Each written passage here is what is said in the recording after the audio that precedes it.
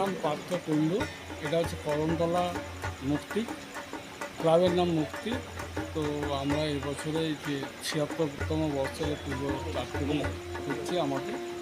তো আমাদের এই সমস্ত প্যান্ডেল মানে আমাদের অল্প বাজেটের ভিতরে পুজো করা হচ্ছে, অনেক বড় বাজেট নয়।